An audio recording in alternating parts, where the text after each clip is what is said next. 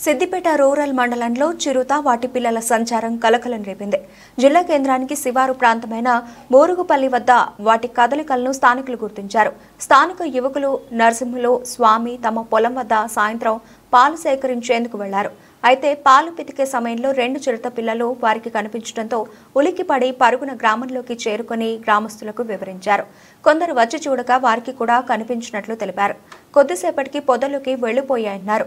సమాచారం అందుకున్న అటవీశాఖ డిప్యూటీ రేంజ్ అధికారి పద్మ సిబ్బందితో కలిసి సంఘటనా స్థలాన్ని పరిశీలించారు.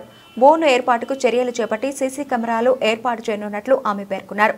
గ్రామస్తులు ఎవరూ భయపడొద్దని ఫారెస్ట్ అధికారులు చర్యలు తీసుకుంటున్నట్లు ఆమె తెలిపారు. పరిసరాల్లో వన్యప్రాణుల ఆనవాళ్లను పరిశీలిస్తున్నట్లు వారు తెలిపారు.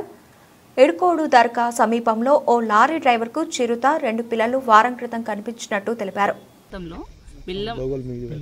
నరసింహులు అనే అబ్బాయికి బురుగుపల్లి గ్రామ సమీపంలో గల పంట పొలాల వద్ద చిరుతపులి కనిపించినట్లు అనిపించిందంట. సో వెంటనే విలేజ్ వాళ్ళకి చెప్తే కొందరు వచ్చి చూసిందంట. వాళ్ళకు కూడా ఒక 4-5 మందికి కనిపించిందని చెప్పిందంట. వెంటనే మాకు కూడా సమాచారం ఇచ్చిండ్రు. 6 o'clock అట్లా సమాచారం ఇవ్వగానే మేము వచ్చినాము. బట్ ఇప్పటివరకు అయితే మాకైతే సైట్ అవ్వలేదు ఇంకా అది. సో వీళ్ళందరూ విలేజెస్ భయపడుతున్నారు కాబట్టి మన దగ్గర ఫారెస్ట్ ఆఫీస్లో బోన్ ఉంది. ఇప్పుడు తీసుకొచ్చి అక్కడ పెట్టేసి నైట్ అంతా దాని గురించి మనం క్యాప్చర్ అయ్యే ప్రయత్నం చేద్దాం. ఎందుకంటే చుట్టుపక్కల విలేజే ఉంది, గ్రామస్తులు తిరుగుతూ ఉంటారు, భయపడతారు కాబట్టి ఇప్పుడైతే నైట్ మేము బోన్ ఏర్పాటు చేసి చూస్తున్నాం. అంటే ఒక మదరు 2 cubs చూసినట్టు చెప్తున్నారండి. కొంచెం మదర్ సిక్ ఉన్నట్లు ఉంది మేడం, చాలా స్లోగా వాక్ చేస్తుంది. 2 cubs అయితే కన్ఫామ్ గా మేము చూసినామని చెప్తున్నారండి.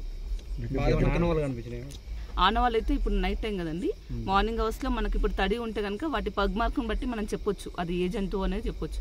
అంటే వీళ్ళు చిరుతపులి అంటున్నారు.